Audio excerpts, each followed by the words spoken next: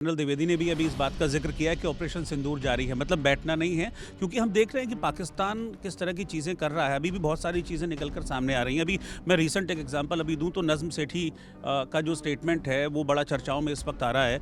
और नज़्म सेठी ये कहते हैं कि पाकिस्तान कभी भी जो है न्यूक्लियर डील पर साइन नहीं करेगा और हमारे जो न्यूक्लियर हथियार हैं वो अमेरिका इसराइल के लिए नहीं है, वो भारत के लिए हैं। तो इसको कैसे मतलब देखते हैं? जिस घृणा की आप बात कर रहे हैं, जिस नफरत की आप बात कर रहे हैं, वो सिर्फ सेना में नहीं है, वहाँ की जो लोग हैं क्या उनमें भी वही नफरत, वही घृणा है भारत के प्रति? ये स्टेटमेंट क्या दिखा रहा है? जब पाकिस्तान टूटा तो एक उनको ये लगा कि bleed India with 1000 cuts. Yes, ये जो पॉलिसी पाकिस्तान ने शुरू की, बिल्कुल। जुल्फ़िकार अली भुट्टो, हम घास खाएंगे पर हम इस्लामिक बम बनाएंगे, ये सोच। कि पाकिस्तान इतना उछलता क्यों है?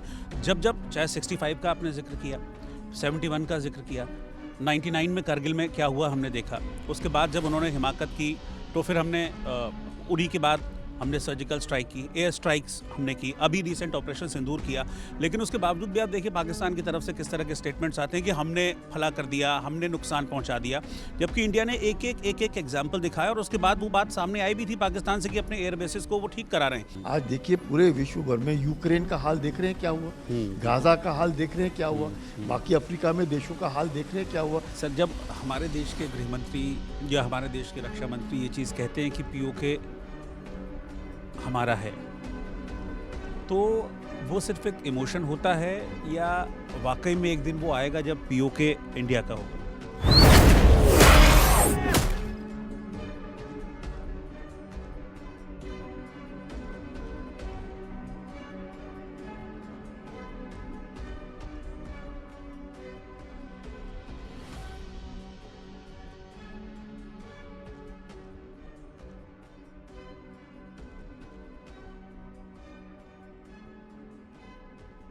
नमस्कार, आप सभी का बहुत बहुत स्वागत है न्यूज़ इंडिया की इस खास सीरीज़ न्यूज़ रूम में मेहमान। और इस अपनी सीरीज़ के दौरान हम कुछ खास शख्सियतों को इनवाइट करते हैं, उनके जो चैलेंजेस रहे हैं उस पर हम बातचीत करते हैं, उनका जो अनुभव रहा है उस पर हम बातचीत करते हैं। और आज अपने अनुभव साझा करने के लिए मेरे साथ एक बेहद ख़ास मेहमान इस वक्त न्यूज़ इंडिया के न्यूज़ रूम में हैं, lieutenant general retired Sanjay Kulkarni ji. Sir, बहुत बहुत स्वागत है आपका न्यूज़ इंडिया में। बहुत बहुत धन्यवाद, बहुत बहुत धन्यवाद। एक लंबा सर करियर आपका डिफेंस में रहा है, देश की सेवा की है आपने लंबे वक्त तक। तो मैं शुरुआत इंडिया के पॉइंट ऑफ व्यू से ही करना चाहूँगा कि जो मौजूदा इस वक्त वर्ल्ड सिनेरियो है उसमें जो भारत की सेना है उसको आप कहाँ पर रखते हैं और किस तरह के चैलेंजेस आप देखते हैं कि मौजूदा वर्ल्ड सिनेरियो में हमारी इंडियन आर्मी के सामने? एक बहुत अच्छा सवाल पूछा आपने, क्योंकि मैं जब फौज में आया उसी वक्त माओ से तुंग का देहांत हुआ था और थोड़े ही साल में ज़ियाउल हक पाकिस्तान में बने। और हम जब कमीशन पाए उस वक्त तो हम लोग सोचते थे कि चीन जो है वो सत्तू खाता है और उनके जवान सत्तू खाते हैं, और जब हम लोग मिलते थे तो वो बंद गले का कोट माओ से तुंग के वक्त कर डालते थे। और हम लोग काफ़ी उस वक़्त मैं कहूँगा कि दोनों देशों के बनिस्बत काफ़ी आगे थे, चाहे हम ट्रेनिंग में कहें, चाहे हम अपने इक्विपमेंट में कहें, काफ़ी कुछ। लेकिन अब जिस प्रकार से इतने साल, अब मैं 40 साल तकरीबन फ़ौज में रहा, तो मैं देख रहा हूँ कि चीन जो है वो काफ़ी तरक्की कर गया है, बहुत आगे। सोचा भी नहीं था हमने इस प्रकार से तरक्की चीन करेगा। पाकिस्तान मुझे लगता है धीरे धीरे करके उसकी एक ही पॉलिसी रही है, भारत विरोधी, हेट इंडिया। मतलब आप कभी भी पाकिस्तान के साथ किसी उनके अफसरों के साथ बात करें या उनके जवानों से बात करें, काफ़ी मौका मिलता है, LOC के ऊपर मिलते हैं वो। तो एक जो उनके दिल में भारत के प्रति जो घृणा है, लेकिन वो घृणा का मकसद है कि भारत इतना आगे तरक्की कैसे कर गया, भारत इतना आगे कैसे चला गया, वो उसमें एक कहेंगे कि उनमें लगता है उनको कि ये बहुत आगे चले गए। तो ये दोनों देशों को देखते हुए जब मैं देखता हूँ अपने आप को, भारत ने बहुत बहुत प्रगति की है। चाहे आप पर्सनल आर्म्स वेपन्स में देख लीजिएगा, चाहे आप टैंक में देख लीजिएगा, आर्टिलरी में देख लीजिएगा, एयर डिफेंस में देख लीजिएगा, साइबर में देख लीजिएगा, स्पेस में देख लीजिएगा, मिसाइल्स में देख लीजिएगा। मतलब हर फील्ड में जो तरक्की भारत ने की है वो वाकई काबिल तारीफ। और उस मैं कहूँगा तरक्की को, उस अपनी जो हमने उपलब्धियां की हैं इतने सालों में, वो नज़र आई। कौन सोच सकता था कि ऑपरेशन सिंदूर होएगा? किसी को नहीं मालूम था पहलगाम होगा। पहलगाम के बाद ऑपरेशन सिंदूर में जिस प्रकार से हम लोगों ने दर्शाया, और पाकिस्तान 100 घंटे के अंदर अगर घुटने टेक सकता है, जब उसके साथ कौन कौन खड़ा था? उसको चीन ने पूरी 80% जो पाकिस्तान का इक्विपमेंट है चीन का है। तुर्की उसको ड्रोन दे रहा है, हम लोगों ने देख लिया। अमेरिका भी उसके साथ खड़ा था। बिल्कुल। उसके बावजूद अगर भारत वो कर सकता है, उनके आतंकी ठिकानों को ध्वस्त कर सकता है, उनके एयरफील्ड्स को बिल्कुल ध्वस्त कर सकता है, ये दर्शाता है कि हम लोग बहुत आगे तरक्की कर गए हैं। लेकिन हम लोगों ने ये सोचना है कि आजकल का ज़माना, ये कहना कि हमने किया है हम बैठ सकते हैं, we can not sit back on our laurels, we have to continuously be working. हमने अपने आप का जो मैं कहूँगा क्योंकि आप वो बात कह रहे हैं, अभी कुछ देर पहले मैं देख रहा था कि जनरल द्विवेदी ने भी अभी इस बात का जिक्र किया है कि ऑपरेशन सिंदूर जारी है, मतलब बैठना नहीं है। क्योंकि हम देख रहे हैं कि पाकिस्तान किस तरह की चीज़ें कर रहा है, अभी भी बहुत सारी चीज़ें निकल कर सामने आ रही हैं। अभी मैं रिसेंट एक एग्जाम्पल अभी दूँ तो नज़म सेठी का जो स्टेटमेंट है वो बड़ा चर्चाओं में इस वक्त आ रहा है।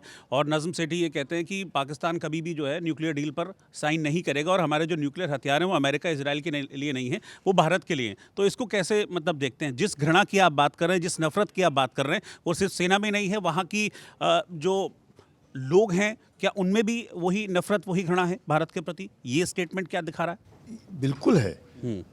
ये कहना कि पहले भारत के अंदर एक तरीके से हम कहेंगे एक सोच थी कि सिर्फ पाकिस्तान की सेना और पाकिस्तान की सरकार भारत विरोधी है, और बाकी जो लोग हैं वो तो भारत के साथ बहुत प्रेम करते हैं, एक जैसे खाते हैं, एक जैसे बोलते हैं, शेरो शायरी करते हैं, और बहुत अच्छे लोग हैं। मैं इससे थोड़ा सा भिन्न विचार रखता हूँ, क्योंकि अब मुझे लगने लगा है जब हम मिलते हैं कई लोगों को, भाषा जरूर समझते हैं वो, पर दिल के अंदर घृणा है, दिल के अंदर भारत आगे तरक्की कैसे कर गया वो एक तरीके से मैं कहूँगा उनको बुरा लगता है। और सबसे बड़ी बात, जिस देश में 6 लाख मदरसे हों और सिर्फ 2,50,000 स्कूल हों, आप समझ सकते हैं कि कैसा वो देश किस प्रकार से रेडिकलाइजेशन की ओर धीरे मतलब आप ये कह रहे हैं कि उनकी अपब्रिंगिंग ही मतलब एंटी इंडिया होती है? टोटल एंटी इंडिया तो एक बहुत छोटा है, इट इज टोटल घृणा, मतलब और कुछ नहीं, सोच ही नहीं। भारत सोचता है प्रगति, भारत सोचता है हम कैसे आगे अपने आप को तरक्की करें, किस प्रकार से हमने खुद देखा है। मैं कहूँगा कि मैंने वो दिन भी देखे हैं 65 की लड़ाई के बाद, किस तरीके से हम लाइन में लगते थे राशन के लिए, किस प्रकार से टेलीफोन घर आने के लिए 10-10, 15-15 साल लग गए, स्कूटर पाने के लिए 10 साल लग गए। और आज आप देखिए भारत में कौन ऐसा आदमी होगा जिसके हाथ में मोबाइल नहीं है?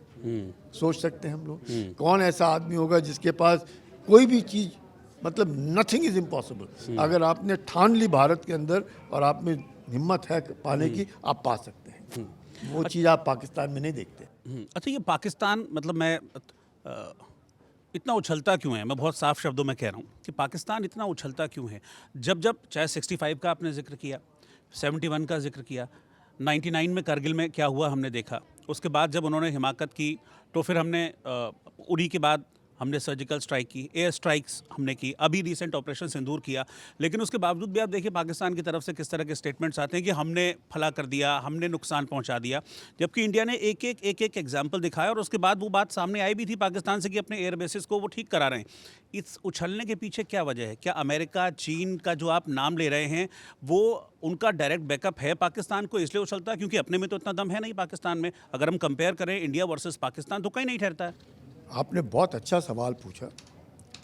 अभी जो रिसेंट अपने मिनिस्ट्री ऑफ एक्सटर्नल अफेयर्स से जो स्टेटमेंट आया शक्सगम घाटी के ऊपर, और फिर चीन से भी एक स्टेटमेंट आया शक्सगम घाटी को लेकर के।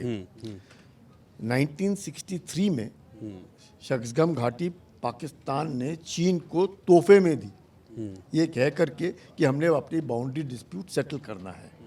क्योंकि चीन 62 की लड़ाई के बाद पाकिस्तान को ये लगा कि निपटाना और चीन के साथ अपने किसी तरीके से, क्योंकि वो इलाका भारत का था, पाक ऑक्यूपाइड कश्मीर, गिलगित बाल्टिस्तान, एक सारा का सारा जो है वो अपना है। उन्होंने सोचा शक्सगम घाटी पाकिस्तान को दे देते हैं। जब शक्सगम घाटी पाकिस्तान ने चीन को दी जी, उस वक़्त चौवन लाए ने अयूब खान को एक हिदायत, मैं कहूँगा, या उसको एडवाइस किया कि आप भारत के बरखिलाफ जीत नहीं सकते कोई लड़ाई, आप हारेंगे, क्योंकि आप में इतने दम नहीं हैं, आप में उतने रिसोर्सेज नहीं हैं, और भारत बहुत बड़ा देश है, आपको हमेशा हर लड़ाई में आपको हार खानी पड़ेगी। आपके पास एक ही साधन है, आप भारत के अंदर आतंक फैलाएं, क्योंकि आप लोग जो है एक जैसे दिखते हैं, एक जैसे खाते हैं, एक जैसे बोलते हैं, एक जैसे सोचते हैं, तो आपको आतंक फैलाने में आसानी होगी। और शुरुआत में ही पाकिस्तान ने, आप देखा 47 के बाद किस प्रकार से पाकिस्तान ने कबालियों को लेकर के अपने कश्मीर के अंदर जो हमला बोला, सब पाकिस्तान ने अमेरिका की गोदी में जाके शुरू में बैठ गया, सीटों में मेंबर बना, सेंटो का मेंबर बना, उसमें हुआ। चीन को मालूम था कि अगर उसने भारत को पकड़ के रखना है और दबा के रखना है, प्रेशर में, तो पाकिस्तान को इस्तेमाल करना है। पाकिस्तान जानता था कि वो हिंदुस्तान के साथ तो कुछ भी नहीं कर सकता, जबकि इंडस वाटर ट्रीटी में सारा का सारा 80% पानी भारत किसको दे रहा है? पाकिस्तान को दे रहा है। उसके बावजूद भी पानी हमारा, हमारे ही सब कुछ, और उसके बावजूद भी नफरत। और सिर्फ एक एग्जाम्पल नहीं है सर, मतलब भारत ने हमेशा बड़ा दिल दिखाया है पाकिस्तान के अगेंस्ट। और देखिए, धर्म के आधार पर बंटवारा हुआ था दो मुल्कों का, इस बात से कोई इनकार नहीं कर सकता, लेकिन उसके बावजूद भी भारत ने हमेशा बड़ा दिल दिखाया। 71 की बात कीजिए, 93,000 पाकिस्तानी सैनिकों को हमने जब सरेंडर किया था तो ड्यू उनको सम्मान दिया गया था, आप इसको बहुत अच्छे से जानते होंगे, उनको पूरा सम्मान दिया गया, उनको फिर वापस कर दिया गया। 1999 में जब करगिल हुआ तो उन्होंने हमारे जवानों के साथ क्या किया, सौरभ कालिया के साथ उन्होंने क्या किया, हमारे कई जो जवान थे उनको मतलब उनके सर उन्होंने काट दिए, लेकिन हमने उनके एक एक जवान, जिसको उन्होंने पहचानने से भी इनकार कर दिया था, मानने से इनकार कर दिया था कि ये लोग हमारे जवान हैं, पाकिस्तानी जवान हैं, हमने मतलब पूरे सम्मान के साथ उनके जो पार्थिव शरीर हैं वापस करे। तो हिंदुस्तान ने हमेशा बड़ा दिल दिखाया है। ये मुझे लगता है कहीं बड़ा दिल दिखाना भी कहीं पाकिस्तान को लग रहा हो कि भारत की शायद ये कमज़ोरी है। उन्होंने ये नहीं सोचा कि भारत वाकई बड़ा दिल और एक अच्छे पड़ोसी है, पड़ोसी तो बदली हो नहीं सकता, तो उसके साथ अच्छे संबंध रखने हैं करके भारत सोच, लेकिन उनकी सोच ये नहीं थी। और खासकर 71 की लड़ाई के बाद जब पाकिस्तान टूटा तो एक उनको ये लगा कि ब्लीड इंडिया विद 1000 कट्स, ये जो पॉलिसी पाकिस्तान ने शुरू की, बिल्कुल जुल्फ़िकार अली भुट्टो, हम घास खाएंगे पर हम इस्लामिक बम बनाएंगे, ये सोच, ये जो सोच है, और आतंक, मतलब हमेशा आतंक का सहारा लेकर के भारत को ये सोचना कि भारत के बीच में वो एक ऐसा तबका है जो उनके साथ प्रेम के साथ है, तो वो उसका फ़ायदा उठाने की जो कोशिश की वो नाकामयाब रही। भारत का जो मुसलमान है वो भारतीय है, ये बात पहले हम लोगों ने दिमाग में बिठानी है कि भारतीय मुसलमान पहले भारतीय है। पाकिस्तान में बात नहीं है, पाकिस्तान एक धर्म के आधार पर देश बना है, भारत धर्म के आधार पर नहीं बना है। भारत भारतीयों के लिए, चाहे वो कोई भी मजहब का हो, उससे कोई लेना देना नहीं, वो भारतीयों के लिए। आप भारतीय हैं तो यहाँ पे आपको कोई परेशानी नहीं, आप किसी भी मजहब के हो या आपका मजहब भी ना हो, कोई फर्क नहीं पड़ता। मैं कितनी बार मैं ही मंदिर नहीं जाता हूँ, मेरे को ही नहीं, मेरे गीता के बारे में मालूम है ना, इतना ज्ञान है मुझे, क्योंकि बहुत मुश्किल होता है, लेकिन भारतीय होने का गर्व है और भारत के लिए जान देने में हिम्मत है।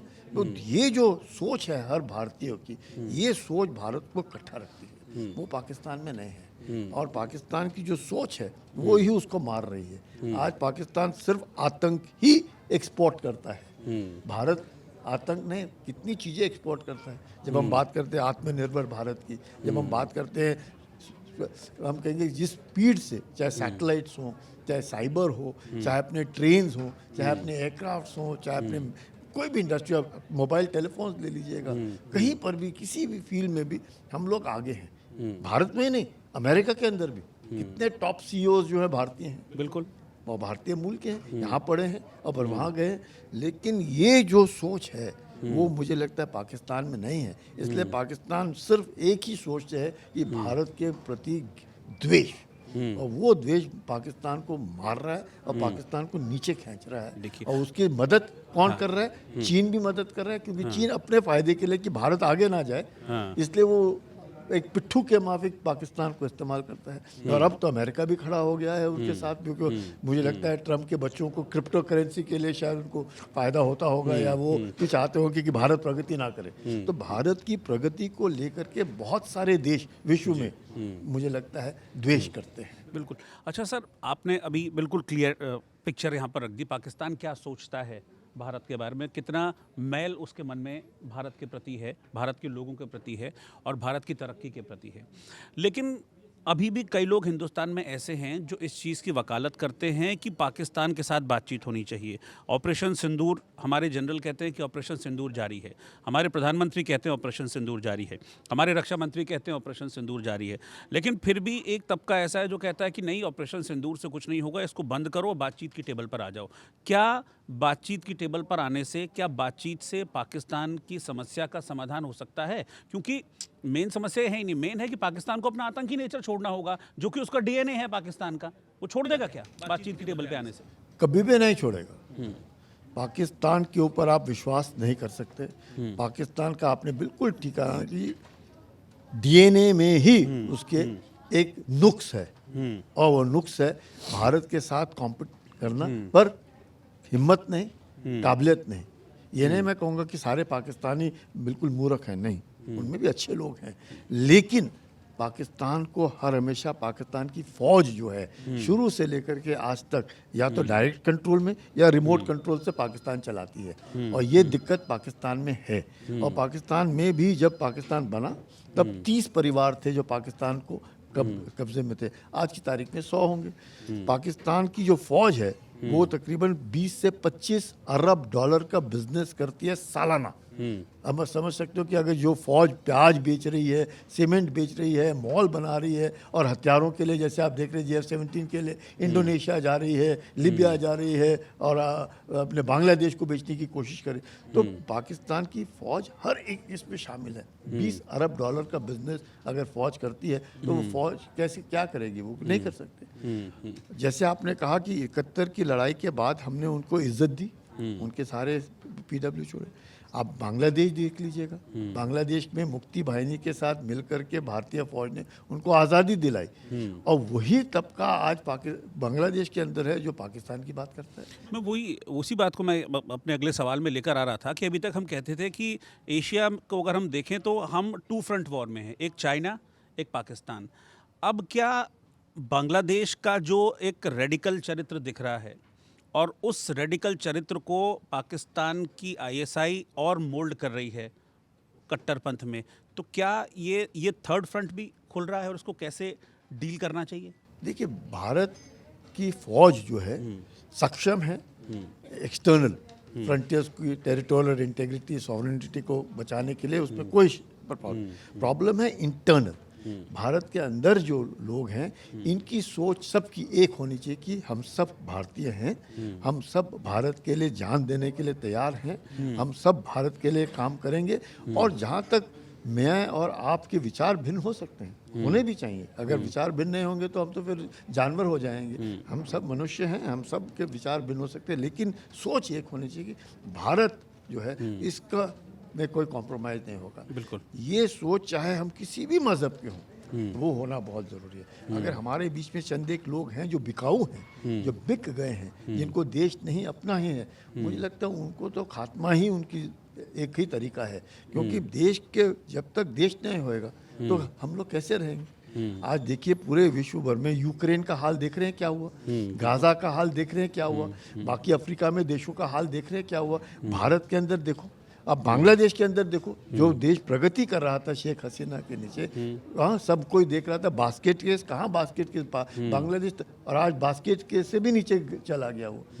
सोच बदली, एक ऐसा लोग वहाँ पे आए बांग्लादेश के अंदर जिनकी सोच ही गलत थी, और क्या हो गया बांग्लादेश, देखो कहाँ से कहाँ चला गया। पाकिस्तान में वही है।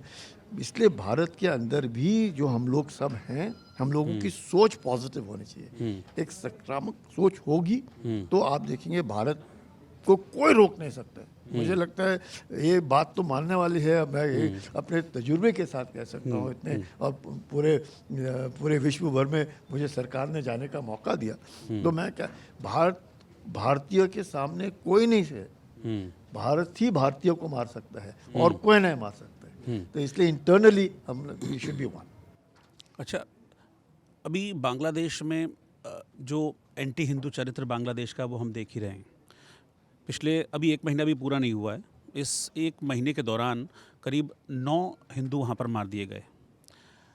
जनरल कुलकर्णी को क्या लगता है कि बांग्लादेश की इस एंटी इंडिया चरित्र, एंटी हिंदू चरित्र का क्या सॉल्यूशन है? और being a decorated soldier, being an Indian army अफसर, आप क्या सोचते हैं इस समस्या का क्या हल है? आप देखिए, ये 1905 में जब बंगाल का बंटवारा हुआ लॉर्ड कर्जन के नीचे, तब ईस्ट बंगाल जो है वहाँ पे 80% से भी ज़्यादा लोग मुसलमान थे, 20% के आसपास हिंदू थे, पर सब बंगाली बोलते थे।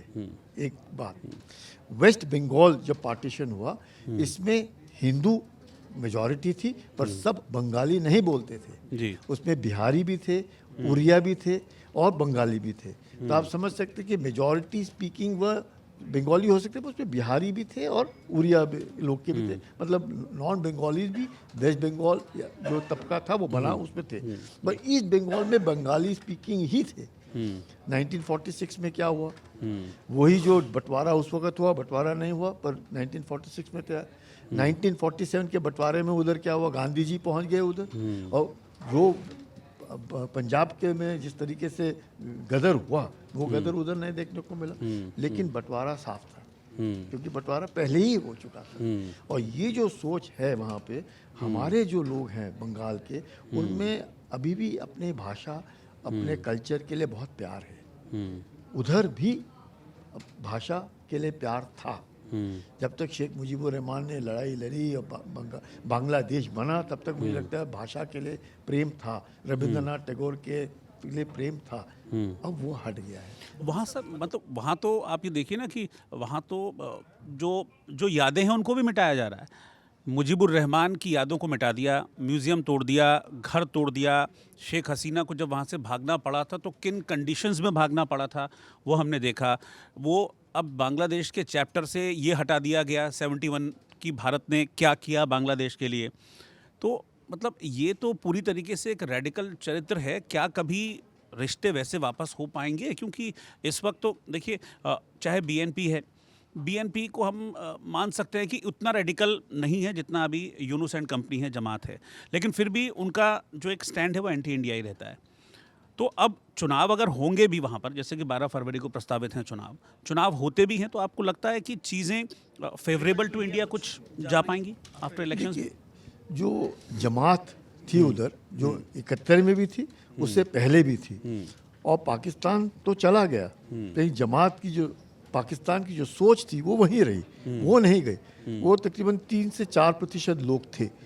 अब जब शेख हसीना जब से आई और मोहम्मद यूनुस आया, मुझे लगता है वो जो तबका है जो जिसपे वो रेडिकलाइज्ड सोच है और भारत विरोधी जो सोच है, वो मुझे लगता है तकरीबन 20 से 30% हो गई है। अवामी लीग जो कि भारत की तरफ जिसका पॉजिटिव इंक्लिनेशन है, वो तकरीबन ख़त्म है। उसको तो चुनावों से बाहर कर दिया, चुनाव से बाहर कर दिया। जहाँ तक बांग्लादेश के अंदर 2 ही सरकारें बनती थी, या खालिदा जिया की जो अब नहीं रही, या शेख हसीना की। यानी ये बनेंगी प्रधानमंत्री, या वो बनेंगी, या वो बनेंगी, या यही चल रहा था।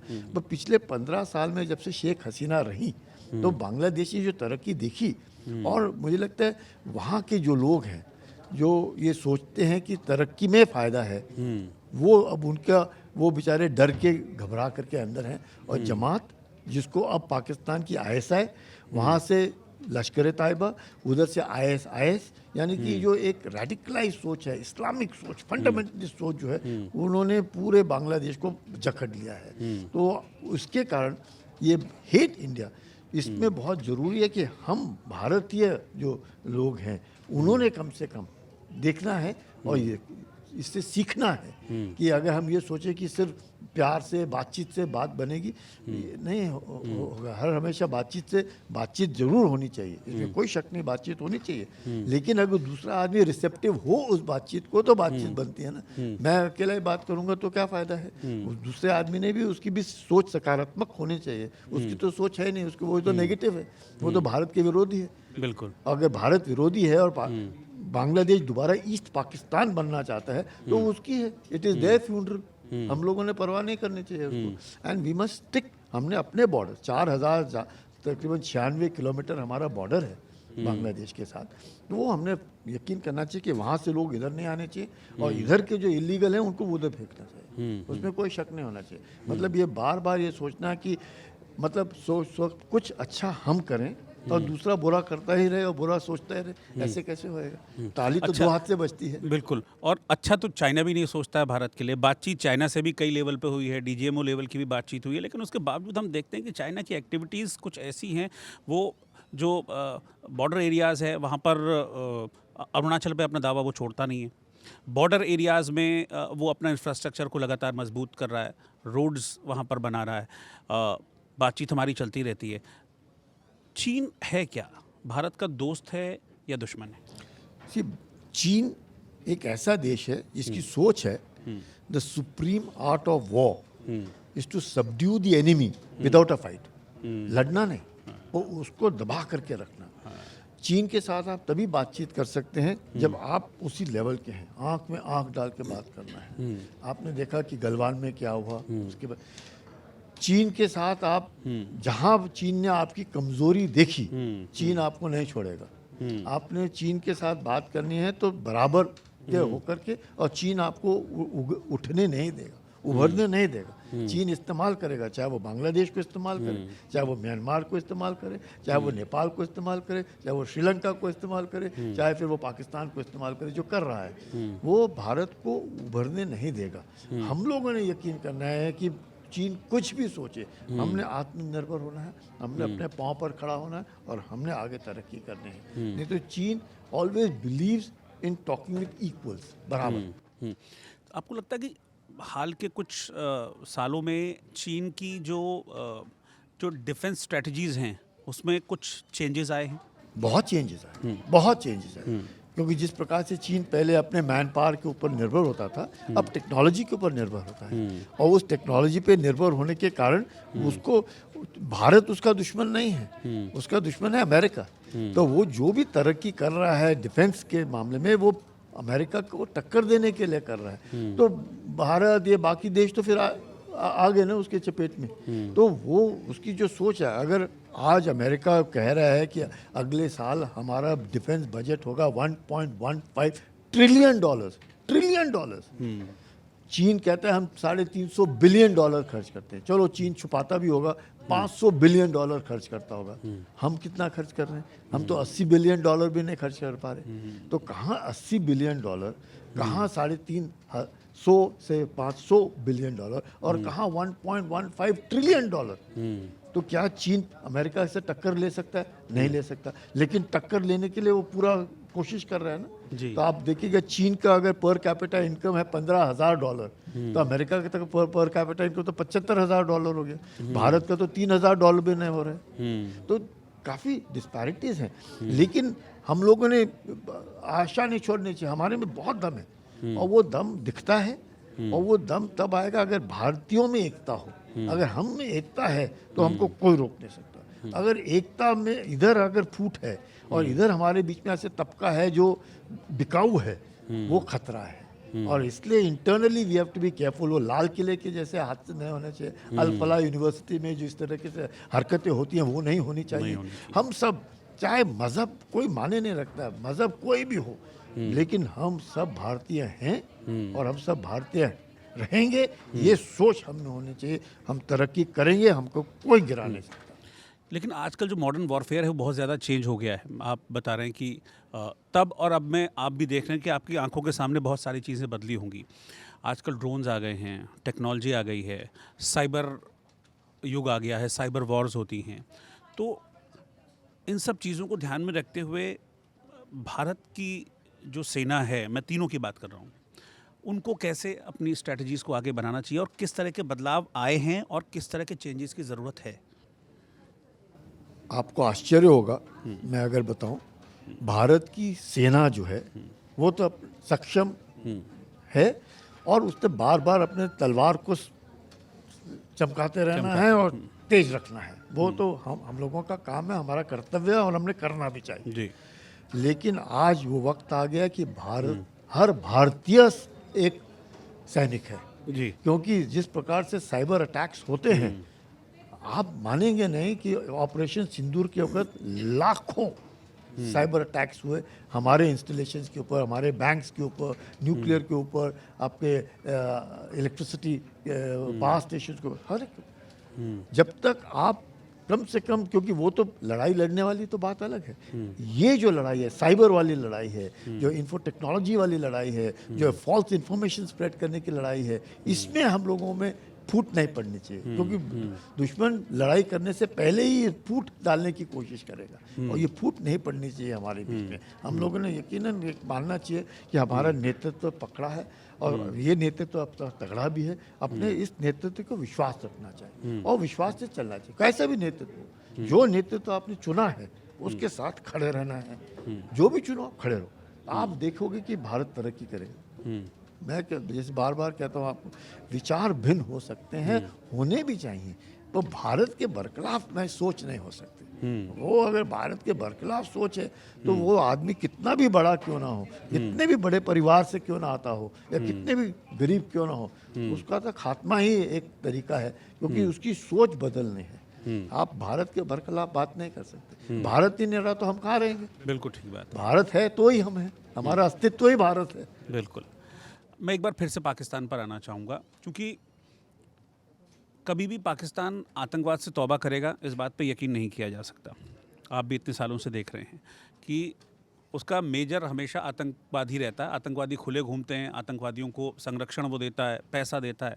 तो ये जो आतंकी ढांचा पाकिस्तान बार बार खड़ा करता है अपना, इसके अगेंस्ट भारत की नीति क्या होनी चाहिए? डिटरेंस और डायरेक्ट एक्शन? ठीक है, डायरेक्ट एक्शन 100%, इसमें कोई शक नहीं। डायरेक्ट एक्शन, ऑपरेशन सिंदूर में डायरेक्ट एक्शन किया, बालाकोट में डायरेक्ट एक्शन किया, सर्जिकल स्ट्राइक में डायरेक्ट एक्शन किया। इनके तब भी कैंप्स बनते ही हैं, एलओसी के ऊपर फिर से कैंप बनते हैं। यानी कि वो कहते हैं ना कि कुत्ते की दुम टेढ़ी की टेढ़ी रहेगी, वो तो सीधे नहीं होगी। तो हम लोगों को मालूम है कि पाकिस्तान ने आतंक का सहारा लेना है और वो लेता ही रहेगा। हमने उसके बरखिलाफ किस तरीके से काम करना है वो बहुत जो हमारे को यकीनन अपने लोगों के ऊपर भी सख्त निगरानी रखनी पड़ेगी कि हमारे बीच में भी लोग हैं जो शायद उनकी सोच भारत के साथ ना बल्कि हमारे पड़ोसियों के साथ मिलती जुलती है, तो उनके ऊपर सख्त निगरानी रखनी बहुत ज़रूरी है।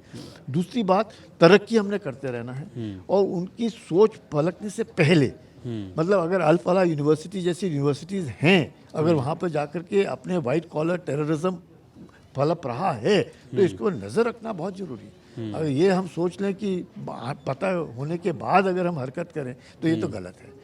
We should be alert 24/7।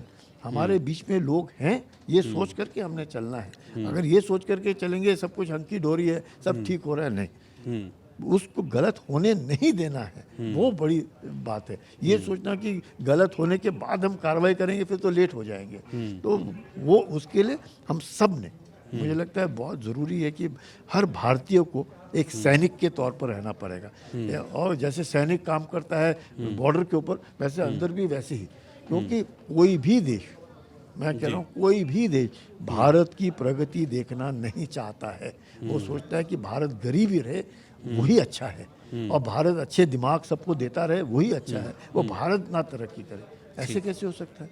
Bharat तरक्की करेगा और करनी भी चाहिए। अगर दुनिया की, विश्व की 3rd लार्जेस्ट इकोनॉमी होनी है तो ये नहीं हो सकते कि चीन $34 ट्रिलियन पे हो और हम $5 ट्रिलियन पे हो। अगर चीन $34 ट्रिलियन की इकोनॉमी है तो कम से कम हमें 10 से 15 ट्रिलियन तो पहुंचना है। उसके लिए हम सब ने मिलकर के काम करना है, हम सब इकट्ठे होकर रहेंगे तभी वो काम होगा। ये सोच अपने अंदर फूट नहीं पड़नी चाहिए। मुझे लगता है इंटरनल इज़ वेरी इंपॉर्टेंट। आप देखिए लेफ्ट विंग एक्सट्रीमिज्म पे हमने काबू पाया ना। अगर होम मिनिस्टर कह रहे हैं कि मार्च 2026 तक हम एक माओइज्म को दूर करेंगे, नक्सलवादियों को हटा, तो कोशिश हुई ना, उस कोशिश के बनस्पत फ़ायदा हुआ। मैं सोचता हूँ ये जो सोच है हर आदमी के हो सकता है, उसके रिक्वायरमेंट्स है, एस्पिरेशंस हैं, उसको वो एस्पिरेशंस मीट करना तो हम लोगों का काम है। वो एस्पिरेशंस मीट नहीं करेंगे तो फिर ये सोच दोबारा उठेगी, तो पलटने नहीं चाहिए, उसके ऊपर काबू पाना, उनके जो भी डिफरेंसेस हैं उनको एड्रेस करना, वी मस्ट बी एड्रेसिंग। और इसमें मुझे लगता है हर नेता ने भी they should not lose touch with the people. बहुत ज़रूरी है कि जो भी नेता से इलेक्ट होता है उसकी जिम्मेवारी है। ये नहीं होना चाहिए कि मोबाइल पे भेज दिया भाई मेरे को वोट दे दो, नहीं नहीं नहीं, मेरे को वोट दे दो, mobile is a separate thing, but they must meet people, they must interact with people, they must find out कि क्या हो रहा है। जब आप मिलेंगे सबसे पता चल जाता है, कोई फर्क नहीं पड़ता। जब तक वो सोच भारतीय है तब तक कोई दिक्कत नहीं है। अच्छा, दो चीज़ें हैं, मैं इसी पे आपसे बात करूंगा और फिर उसके बाद हम थोड़ा सा अमेरिका जो कर रहा है ट्रंप उस पर हम चलेंगे। एक तो ये कि एक बड़ी ये बहस है कि 370 के बाद क्या चेंजेस आए हैं घाटी में, और आपने कभी घाटी में, आप आई एम श्योर कि पोस्टेड रहे होंगे वहाँ पर और वहाँ के हालातों से वाकिफ़ होंगे, और ये कहा जाता है कि वहाँ पर एक एंटी इंडिया सोच पनपती है। तो क्या ये चीज़ आपने कभी इस तरह के ऑपरेशंस के दौरान वहाँ पर महसूस की? क्या यूथ के दिमाग में भरा जाता है एंटी इंडिया चीज़ें? देखिए, मैं 77 की बात कर सकता हूँ, जब मैं गया उधर पहली बार, ज़रूर मेरे से पूछते थे आप भारत से आए हैं? अच्छा। तो मैंने कई बार उनसे बोला आप कहाँ से आए भाई, आप भी तो भारतीय। नहीं नहीं नहीं, मतलब ये चीज़ भरी गई होगी ना दिमाग में कि एक अलग भारत है और ये कश्मीर है। आप कहिएगा 13 जुलाई हाँ। 1931 में वो मार्टियर्स डे मनाया, क्योंकि महाराजा के बरखिलाफ वो उन्होंने गोली चलाई और 13 आदमी या 20 आदमी मारे गए। आप आज की तारीख तक उस 13 जुलाई 1931 जो आज़ादी से पहले है, महाराजा के बरखिलाफ जो बात करना, वो मार्टियर्स डे बनाते हैं। आप कैसी सोच रखते हैं? सोच ही गलत है। अगर 26 अक्टूबर 1947 को इंस्ट्रूमेंट ऑफ एक्सेशन साइन हो गया है, जब महाराजा ने ही दस्तखत करके भारत में विलय होगा करके लिख करके दिया है, तो विलय हो गया ना। अगर आप ये कहें नहीं महाराजा नहीं बोल, मोहम्मद अली जिन्ना ने खुद बोला कि जो महाराजा कहेगा वो होगा। अंग्रेजों ने भी यही कहा। ऐसे थोड़ी हर एक लोगों के साथ हम जाकर के बात कर सकते हैं, ये तो गलत है। ये जो सोच ये हुई, जिसके लिए मैं कहूँगा कि अगर आप देखें, शेख अब्दुल्ला भी इतने ही जिम्मेवार हैं जितने वो भारतीय थे, उतने ही वो एंटी भारतीय भी थे, मैं ये कहूँगा। क्योंकि जितना मैंने पढ़ा है, चाहे वो 1931 से पढ़ा मैंने उनके बारे में कि किस तरीके से उन्होंने, या उसके बाद जब वो बने 1947 में जब देश आज़ाद हुआ वो जेल में थे, और जब उसके बाद जब उनको छोड़ा गया, जब 26 अक्टूबर को जब दस्तखत हुए वो कहाँ थे, क्या हुआ, किस प्रकार से कई एक काम अच्छे किए उन्होंने, जो मैं कहूँगा कि जो जिन्ना भी डरते थे कहेंगे, या जिन्ना भी दोनों की नहीं बनती थी, मोहम्मद अली जिन्ना और शेख अब्दुल्ला की नहीं बनती थी, वो एक दूसरे के बिल्कुल विरोधी थे। और जिसके कारण ही उन्होंने कहा था उस वक्त, शेख मोहम्मद अली जिन्ना ने खुद कहा था कि जो महाराजा कहेंगे वो हमें मंजूर है, क्योंकि उन्हें मालूम था कि शेख अब्दुल्ला को बोलेंगे तो शेख अब्दुल्ला तो कांग्रेस की तरफ तो भारत में विलय करेगा। तो जब माना, तो क्यों ये कबालिया है, कहाँ से कबालिया है, अंग्रेज़ों ने क्यों इनका साथ दिया, किस तरह से गिलगित बाल्टिस्तान हुआ, किस तरह से स्कार्दू गिरा, किस तरह कैसे गिलगित में मेजर ब्राउन ने गिलगित स्काउट्स को लेकर के झंडा लहराया 1 नवंबर 1947। ये सब बातें दर्शाती हैं कि अंग्रेज़ भी जाने से पहले चाहते थे कि इस भारत को इकट्ठा ना रखा जाए, इनको इनके मैं कहूँगा कि मज़हब के ऊपर इनको अलग रखा जाए, तो ही उनका फ़ायदा होगा। तो वो अपने फ़ायदे के लिए हमारे यहाँ फूट डाल करके चले गए। पर ये फूट पहले से भी थी, ये नहीं कि ये फूट नहीं थी, फूट पहले से हिस्ट्री पढ़ने में पता चलता है कि किस प्रकार से ये दोनों अलग अलग बातें हो रही थी। लेकिन आज की तारीख में मुझे लगता है वैली के अंदर आर्टिकल 370 के एब्रोगेशन के बाद एक नया जो होप एक नई सोच अब लगने लगा है लोगों को कि भारत के साथ रहने में ही फायदा होगा। जिस तरह से लाखों टूरिस्ट जाते हैं, किस प्रकार की ट्रेन जा रही है, किस प्रकार से आप घाटी में जाइएगा, कोई आपको दुकान खाली नहीं दिखेगी। सब दुकान में रेफ्रिजरेटर से लेकर के एयर कंडीशनर से लेकर के सारी चीज़ें मिलती हैं। अब कहेंगे घाटी में एयर कंडीशनर क्यों बिकते हैं, क्यों, सब कुछ है और लोग खरीद रहे हैं। लेकिन जब तक वहाँ के लोग ये नहीं सोचेंगे कि हम पहले भारतीय हैं, हम मुसलमान हैं, मुसलमान तो जो पैदा हुआ वो मुसलमान हो गया, कन्वर्शन तो बात चल, पर मैं हिंदू हूँ तो मैं हिंदू हूँ, मैं पैदा हिंदू हुआ तो मैं हिंदू हूँ, इसमें कोई, लेकिन मैं सबसे पहले हिंदू नहीं, मैं पहले भारतीय हूँ। ये सोच सब में आने चाहिए। घाटी में धीरे धीरे आ रही है, अब उनको भी इस बात का एहसास हो रहा है। मुझे नहीं लगता मेरे से वो सवाल इस तरह के पूछेंगे जो मेरे से 77 में पूछते थे कि आप भारत से आए हैं, वो नहीं पूछेंगे। बिल्कुल। और यहीं पर मैं बता दूं, मैं एक बार जब LOC के ऊपर था तो एक पोस्ट थी पाकिस्तान और हमारे, तो उस पोस्ट में उनको पानी की किल्लत होती थी, तो 3 वाटर पॉइंट थे। तो सबसे ऊपर वाला वाटर पॉइंट पाकिस्तान का था, बीच वाला हम लोग डिवाइड करते थे कि भाई अगर ऊपर वाला सूख गया तो यहाँ पे आके टाइमिंग्स थे कि इस टाइम में, और सबसे नीचे वाला हमारा था। तो उस साल दोनों वाटर पॉइंट जो है वो सूख गए, ऊपर वाले दोनों, और मेरे वाले में टपक रहा था पानी। तो मैंने बैरल लगा रखी थी बहुत बड़ी, 200 लीटर वाली, वो टपक टपक करके पानी वो तकरीबन भर जाता था। तो हमारे जो पोस्ट में 30-40 लड़के थे, उनका काम हो जाता था जब तक बर्फ़ गिरती, बारिश होगी ऐसे। तो उनका वो पाकिस्तान का जो था वो आया, ऊपर से आवाज़ दी, उसने मुझे बुलाया, कहते साहब हमारी तकलीफ़ है। हमने कहा क्या तकलीफ़ है, आप अपने अफसर को भेजो। बोले साहब यही तकलीफ़ है कि हमारे अफसर हमारे साथ नहीं रहते। बोले यही आप हमसे बार बार बोल रहे हैं अपने अफसर को भेजो। मैं तो पाकिस्तान की आर्मी का GSO हूँ, मैं यही बात कर सकता हूँ। मैंने कहा अपने अफसर को भेजो। कहते आप यही प्रॉब्लम है कि आपके वहाँ पे सारे अफसर रहते हैं पोस्टों के ऊपर, हमारे अफसर नहीं रहते, हमारे अफसर पीछे रहते, वो तो नेतागिरी करने में लगे रहते हैं।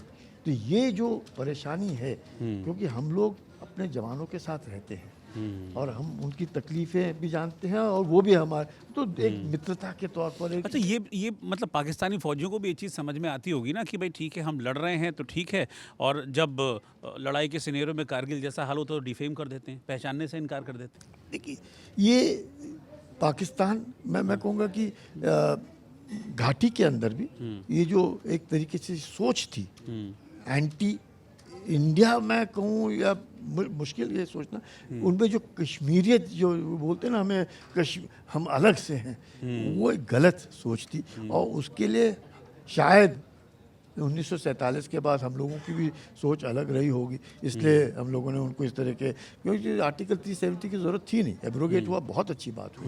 मैं तो कहता हूँ उसके बाद कम से कम वो जो एक बीज बो दिया हमने उनके सर में और उस बीज को बोए रखा बहुत सालों तक, वो नुकसान हुआ। वो नहीं, हमने शुरू से ही हमने आर्टिकल 370 नहीं रखना था। जब विलय हुआ, अम्बेडकर जी ने खुद बोला कि विलय हो जाना चाहिए और ख़त्म, पर बात मानी नहीं अम्बेडकर जी की, नहीं तो ये दिक्कत नहीं। अच्छा, एक और चीज़ सर, जब हमारे देश के गृह मंत्री या हमारे देश के रक्षा मंत्री ये चीज़ कहते हैं कि POK हमारा है, तो वो सिर्फ एक इमोशन होता है या वाकई में एक दिन वो आएगा जब POK इंडिया का होगा?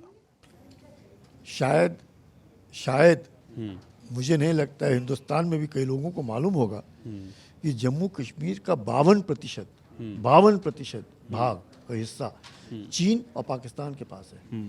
सिर्फ 48% जम्मू कश्मीर हमारे पास 52%, जिसमें से तकरीबन मोर देन 40,000 स्क्वायर किलोमीटर चीन के पास है, जिसमें शक्सकम घाटी शामिल है, और ओवर 72,000 स्क्वायर किलोमीटर पाकिस्तान, जिसमें गिलगित बाल्टिस्तान और आज़ाद कश्मीर सब शामिल है, POK।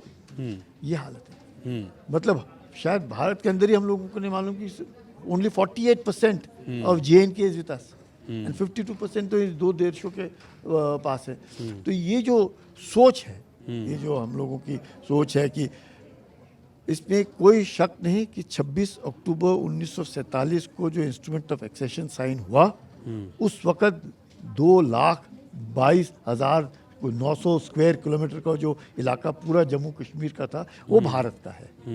अब उसके बाद जिस प्रकार से चाल पाकिस्तान ने चली या चीन ने अक्साई चीन ले लिया, सबने अपना अपना वो। अब जब अपने होम मिनिस्टर कह रहे हैं, इसमें तो कोई शक नहीं, झूठ तो नहीं बोल रहे, वो बिल्कुल सही बोल रहे हैं, क्योंकि वो इलाका हमारा है। 26 अक्टूबर को साइन हुआ ना, गिलगित बाल्टिस्तान अगर मान भी गिलगित तो अगर मान भी जाते, उन्होंने झंडा लहराया और तो 1 नवंबर 1947, 1948 में बाल्टिस्तान बैटल ऑफ स्कार्दू के बाद, इसका मतलब 26 अक्टूबर 1947 को ये सारा पूरा इलाका हमारा था, जिसमें शामिल अक्साई चीन, क्योंकि 1949 में पीएलए आया ना, तो 1947 के सारा इलाका हमारा था, हमारा है और हमारा होना चाहिए, इसमें भी कोई शक नहीं है। It is nothing to do with emotion. उसके लिए हम लोगों ने उस मकाम पर जाके पहुंचना है कि अपने आप गिरना चाहिए, क्योंकि जो पीओके का है वहाँ पे आवाज़ तो उठ ही रही है, बिल्कुल वहाँ पे तो आवाज़ उठ रही है। न सिर्फ पीओके बल्कि अब तो मतलब बलूचिस्तान वाले तो खुद को आज़ाद बलूचिस्तान नाम देके अपना अलग झंडा लहराते हैं। और अभी पिछले दिनों मतलब शहबाज शरीफ के खिलाफ रिपोर्ट दर्ज कर दी गई थी वहाँ पे कि भाई वो बिना वीज़ा जो है इसमें आ गए हैं यहाँ बलूचिस्तान में, तो ये एक अलग देश है, कैसे आ गया दूसरे देश का। तो मतलब ये उनका स्टैंड है पाकिस्तान को लेकर। आज भी देखो, अफगानिस्तान और पाकिस्तान के बीच में डुरैंड लाइन को लेकर के जो बातचीत बनती है, अफगानिस्तानी कहता है, अफगानी का मानना ये है कि ये एरिया ऑफ इन्फ्लुएंस था, ये लाइन नहीं थी दो देशों के बीच में। ब्रिटिश ने ये एरिया ऑफ इन्फ्लुएंस के लिए डुरैंड लाइन बनाई, जिससे कि अंग्रेज इसके आगे ना जाए नदी के और वो लोग इधर ना आए। लेकिन पठानों के बीच में ये तो लाइन ड्रॉ हो गई ना, तो आज तक अफगानी और पाकिस्तानी के बीच में क्यों लड़ाई हो रही है? इसीलिए हो रही है। बलूचियों के साथ दगा किसने की? मोहम्मद अली जिन्ना ने की ना, तो वो तो आज़ाद था कालक, और देखो आपने उसको हड़प लिया, तो यही हालत होगी। तो ये जो है आज की तारीख में, इसमें कोई शक नहीं है कि पीओके के अंदर भी, क्योंकि जो हम बात करते हैं पीओके, वहाँ पे अधिकतर लोग शिया हैं या इस्माइली हैं, सुन्नी नहीं है। पाकिस्तान में मेजॉरिटी सुन्नी पॉपुलेशन है और पंजाबी है, ये पंजाबी नहीं है, तो ये अलग लोग हैं। तो ये हमेशा इनके साथ मैं कहूँ तो बेइंसाफ़ी हुई, पाकिस्तानियों ने, सरकार ने बेइंसाफ़ी की, इसलिए आज ये दिक्कत है, नहीं तो दिक्कत नहीं होती। अच्छा सर, ये डोनाल्ड ट्रंप को क्या हो गया है? अब दूसरी बार राष्ट्रपति बने हैं, उसके बाद से मतलब जैसे हम चीन को विस्तारवादी कहते थे, तो मुझे लग रहा है कि वो चीन का भूत घुस गया है डोनाल्ड ट्रंप के अंदर। अब मतलब वो चाहते हैं कि सब मेरे गुलाम हो जाएं, भारत को धमकाते हैं, टैरिफ को लेकर भारत को धमकी देते हैं वक्त वक्त पे, लेकिन ईरान के साथ जो कर रहे हैं वो हम देख रहे हैं, अभी वेनेजुएला के साथ जो किया। मतलब आप किसी देश में घुस के, जो एक कंट्री है, स्वायत्त देश है, उसके अंदर जाके सोते हुए राष्ट्रपति और उसकी पत्नी को उठाकर आप ले आते हो, और फिर उसके बाद आप अपना सीना चौड़ा करके कहते हो कि देखो मैंने क्या किया। Is it right? देखिएगा, आज मैं कहीं पढ़ रहा था कि उन्होंने अपने ट्रूथ सोशल में लिखा है कि acting president of Venezuela. Yes yes लिखा है उन्होंने, हाँ बिल्कुल लिखा एक्टिंग प्रेसिडेंट ऑफ वेनेजुएला। तो देखिएगा, अगर अमेरिका जो कर रहा है, अगर वो फिर रूस के बरखिलाफ क्यों कार्रवाई कर रहा है? क्योंकि उसने रूस के बरखिलाफ कार्रवाई, रूस ने क्यों कार्रवाई, रूस बार बार अमेरिका को बोल रहा था ईस्टवर्ड एक्सपेंशन ऑफ नेटो नहीं करना है, अगर आप मेरा प्रभुत्व और मेरे अस्तित्व को आप इज्जत देते हैं, लेकिन वो नहीं माने। और वही क्या हुआ, उन्हीं के बैकयार्ड में जो मॉन्रो डॉक्ट्रिन हम कहते हैं, मॉन्रो डॉक्ट्रिन था यूरोप को अपना इन्फ्लुएंस और अमेरिकन इन्फ्लुएंस, उसका रूजवेल्ट ने बदली किया, उन्होंने फिर लैटिन अमेरिका को अपने, अब ये डॉन्ड्रो डॉक्ट्रिन हो गई कि भाई मेरे इलाके में कोई नहीं, मैं हूँ, आई एम सुप्रीम। वेनेजुएला के मिलिट्री ऑपरेशन को लेकर के तो मैं 100 आउट ऑफ 100 दूंगा कि ऐसा कोई ऑपरेशन कर नहीं सकता है, इतना फर्स्ट क्लास। आई थिंक क्या प्लानिंग की होगी, क्या सोच होगा, जबकि पूरा देश को मालूम था 5-6 महीने से पहले से कि उनका घेराबंदी हो चुकी है और अमेरिका कुछ ना कुछ करने वाला है, उसके बावजूद भी यानी कि फूट उसी देश में थी। वेनेजुएला के अंदर ही ऐसे बहुत सारे लोग थे जो अमेरिका के साथ जाना चाहते थे, क्योंकि उनको भी लग रहा था कि पूरे विश्व का सबसे ज़्यादा तेल अगर कहीं पर है तो वो उधर है, उसके बावजूद भी गरीबी थी। तो वो लोग भी सोच रहे होंगे कि भाई ये ठीक नहीं है। तो वहाँ पे वेनेजुएला में कहीं ना कहीं लगता है कि बहुत बड़ा तबका था जो अमेरिका की सोच वाला है, कोलंबिया में भी सोच वाला है, मेक्सिको में भी सोच वाला है, क्योंकि वहीं के लोग इलीगल इमिग्रेंट्स हैं जो भी कहते हैं अमेरिका के अंदर हैं, तो अमेरिका को भी तकलीफ है। लेकिन ईरान वेनेजुएला नहीं है, ईरान वेनेजुएला नहीं है, ये अमेरिका को भी मालूम है। ईरान रिटेलिएट करेगा, उसने पहले भी किया है। ईरान के अंदर मोसाद पूरा होगा, क्योंकि अगर हानिया को मारा है, जब पेजेस्कियां शपथ ले रहे थे अगर हानिया को मार सकते मार दिया था। यहाँ भी इसराइल भी अंदर सब जानता है क्या हो रहा है, CIA भी अंदर घुसा है, उनको भी मालूम है, पर वो तब भी आज 15वां दिन 16वां दिन हो गया है, वो कुछ नहीं कर रहे। इसका मतलब क्या हुआ कि उनको भी मालूम है कि कुछ ना हो जाए। ईरान वेनेजुएला नहीं है, ईरान के साथ एक पुरानी सभ्यता है, चाहे वो कुछ भी कहे, ईरानी जो है पश्चिमी सोच के बरखिलाफ है। अगर ईरान के बरखिलाफ किसी ने कुछ किया, चाहे वो सब इकट्ठे हो जाएंगे और फिर खामेनी के साथ मिलेंगे। आज वो खामेनी के विरुद्ध है। क्यों विरुद्ध है? क्योंकि खाने पीने की किल्लत है, पानी की किल्लत है, रियाल तो बिल्कुल टॉयलेट पेपर बन गया है। तो दिक्कत है, ईरानियों को दिक्कत है, पर किससे? अपने लोगों से। दूसरे की दखल अंदाजी वो मंजूर नहीं करेंगे। तो मतलब ट्रंप अटैक नहीं करेंगे अभी ईरान पर? मुझे ऐसे लगता है कि अमेरिका ये जरूरत नहीं करेगा, चाहे इंटरनल इम्प्लोजन अपने लोगों को लगा करके, लोगों को पैसा दे करके वो हो सकता है, क्योंकि जो राजा पहलवी भी हैं जो वॉशिंगटन में पिछले 50 सालों से रह रहे हैं, वो उनका भी इतना फॉलोइंग नहीं है वहाँ पर। अगर इतना फॉलोइंग होता तो वो इजराइल गए 2023 में, और उसके इजराइल जाने के बाद इजराइल ने ही ईरान के ऊपर हमला किया और 12 दिन की लड़ाई में ईरान का तो बुरा हाल हो गया। तो मुझे नहीं लगता है कोई भी देश दखलंदाजी के, सब वेट एंड वॉच में रहेंगे कि ईरान की। लेकिन ट्रंप की इस हरकत से नाराज़गी तो बहुत सारे देशों में है, मतलब रूस भी नाराज़ है, नॉर्थ कोरिया भी नाराज़ है, चीन भी कह रहा है कि भाई आपको किसी देश के राष्ट्रपति को उठाना इस तरीके से गलत था। जो किया किस रीज़न से किया अलग था, लेकिन आपने एक देश के अंदर घुस के एक राष्ट्रपति को उठाया।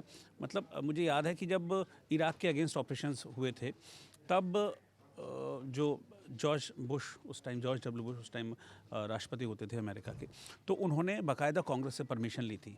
तो ये भी तो एक वॉर लाइक सिचुएशन ही थी ना, आप किसी देश में जाके राष्ट्रपति को उठा कर ले आ रहे हैं आप, मतलब आपको लगता है कि ये एथिकली ठीक था? Morally it is wrong, Yes. Morally it is wrong, लेकिन अगर वो लाए हैं किसी कारण से, और अगर वहाँ पे शांतता होती है, अगर एक अलकायदा का आदमी सीरिया का राष्ट्रपति बन सकता है, तो आप समझ सकते हैं, वो तो अलशरा है, तो अलकायदा के हैं ना, आज सीरिया के राष्ट्रपति हैं। तो मुझे लगता है कि we'll have to wait and watch क्या कर रहे हैं, तो और उन दोनों के साथ वो जुल्म नहीं होना चाहिए। मेदुरो जी के साथ और उनकी पत्नी के साथ वो जुल्म नहीं होना चाहिए। जो किया वो मॉरली गलत था। अब डेनमार्क को धमका रहे हैं ग्रीनलैंड के लिए। अब डेनमार्क तो नेटो का ही मेंबर है, हाँ। डेनमार्क तो नेटो का ही मेंबर है, ग्रीनलैंड डेनमार्क का ही है। तो उनको लगता है कि कहीं ना कहीं चीन जो है वो आर्कटिक रीजन में अगर करेगा तो इसकी प्रभुत्ता पे ये वो असर पड़ेगा अमेरिका के, इसलिए वो अपनी ही सोच रहे हैं, उनकी सोच अलग है। अच्छा, एक और बड़ा युद्ध चल रहा है, चौथे साल में एंटर कर गया है रशिया यूक्रेन का। आपको लगता है कि ये, कई बार ऐसा हुआ कि लगा नहीं अब ठीक हो जाएगा, अब ठीक हो जाएगा, लेकिन वो युद्ध जिसको व्लादिमीर पुतिन ने कहा था कि मैं 1 हफ्ते में ख़त्म कर दूंगा, वो 4 साल में एंटर कर चुका है। मतलब अब फरवरी में 4 साल पूरे हो जाएंगे। रूस 32 देशों के बरखिलाफ लड़ रहा है।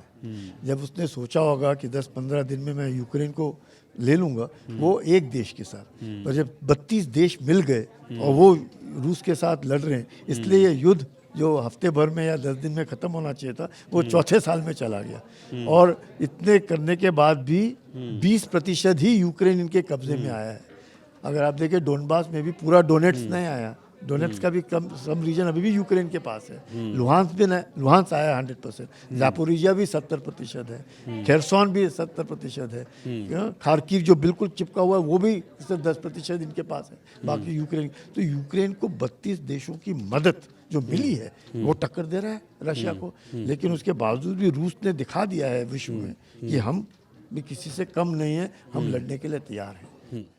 एक आखिरी सवाल सर, इंडिया के पर्सपेक्टिव से मैं आपसे जानना चाहूँगा कि ये माना जाता है कि मतलब भारतीय सेना में अफसर्स की हमेशा कमी रहती है, क्योंकि भारतीय सेना कभी भी कॉम्प्रोमाइज़ नहीं करती है अफसर्स के मामले में। तो युवाओं में आकर्षण बना रहे, वो जोश जज्बा बना रहे, उसके लिए क्या ज़रूरत है और क्या मैसेज आप देना चाहेंगे? देखिए, भारतीय सेना की ट्रेनिंग जो है ना, वो ऑटोमेटिकली आप में वो जोश जज्बा जुनून पैदा करती है। वो ट्रेनिंग है, और वो ट्रेनिंग इतनी बढ़िया ट्रेनिंग है, इतना बढ़िया रहन सहन है, इतना बढ़िया एक दूसरे के प्रति प्रेम और प्यार है, उसमें मुझे नहीं लगता है खामी आएगी। लेकिन बहुत ज़रूरी है कि हम लोगों ने अपने आप को शार्पन करते रहना चाहिए, अपने आप को सोच जो है हमेशा बदलते रहना है, टेक्नोलॉजी को एब्जॉर्ब करने की काबिलियत होनी चाहिए। बूट्स ऑन ग्राउंड तो होने ही होने हैं, लेकिन टेक्नोलॉजी को एब्जॉर्ब करना बहुत ज़रूरी है। और देश के प्रति प्यार, अपने देशवासियों के प्रति प्यार और देश के लिए मर मिटने की जो भावना है, उसमें खामी कभी नहीं आएगी और कभी आनी नहीं चाहिए। जिसमें बहुत ज़रूरी है कि अफसर और जेसीओ और जवानों के बीच में जो भाईचारा है, ये भाईचारा टिका रहना चाहिए। उसके लिए कुछ भी करना पड़े, ये अपनी नींव है, इसको मजबूत रखना चाहिए। Thank you very much sir, साथ में जुड़ने के लिए और इन सारी चीज़ों पर बहुत डिटेल में हमसे बातचीत करने के लिए। Thank you very much. Thank you. धन्यवाद। जय हिंद। जय हिंद।